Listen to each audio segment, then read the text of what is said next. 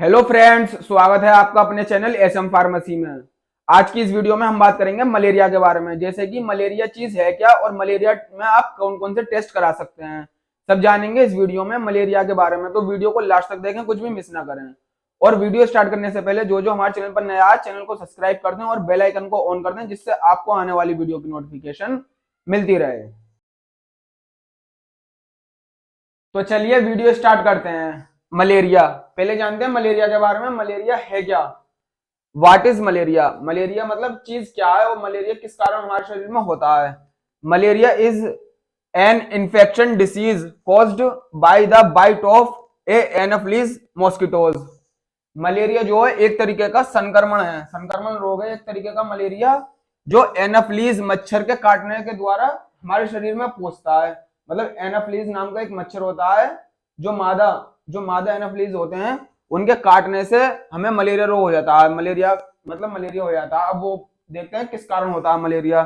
The saliva of the mosquitoes contains Plasmodium vivax. जो मच्छर होता है एनाफ्लीज, जो मादा मच्छर होता है, उसके सलाइवा मतलब उसकी जो लार होती है, उसमें जो प्लाज्मोडियम वाइवेक्स पाया जाता है, जो जब हमें काटता है तो वो हमारे शरीर में इंजेक्ट कर देता है। मतलब जैसे उसने काटा, एनाफ्लीज मच्छर ने हमारे शरीर पर बाइट करा या कुछ भी करा, तो जो उसके सलाइवा होगी, जो उसकी लार होगी, वो हमारे शरीर में आ जाएगी। और जो उसकी लार में पाया जाता है वो होता है आपका प्लाज्मोडियम वाइवेक्स।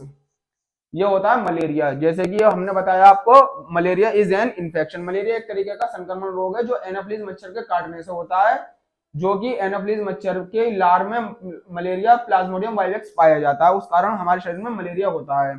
अब जानते हैं सिम्टम्स ऑफ मलेरिया, मतलब मलेरिया के लक्षण, मतलब क्या क्या आपको लक्षण देखने को मिल सकते हैं, सिम्टम्स जो बोलते हैं।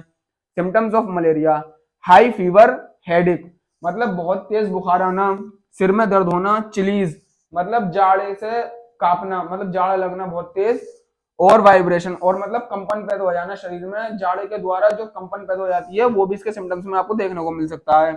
और इसके अलावा आपको उल्टी मतलब वोमिटिंग, वोमिटिंग भी आपको मलेरिया में बहुत देखने को मिल सकती है। अब जानते हैं मलेरिया में आपको कौन कौन से टेस्ट कराने चाहिए, मतलब डायग्नोस के लिए आपको कौन कौन से टेस्ट कराने चाहिए। ये तो नॉर्मल सिम्टम्स हो गए, इन्हें देख के आप एक अंदाजा लगा सकते हैं कि पेशेंट में मलेरिया के सिम्टम्स देखे गए हैं तो हम मलेरिया की दवा चला दें। लेकिन ऐसा नहीं कि आप सिम्टम्स के अकॉर्डिंग ही मलेरिया की मेडिसिन देने लगे।